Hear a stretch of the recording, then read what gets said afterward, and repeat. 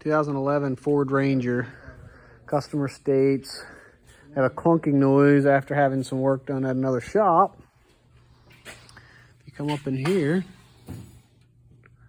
get my hand up in here. They had some shocks done. You can see you got new bolts.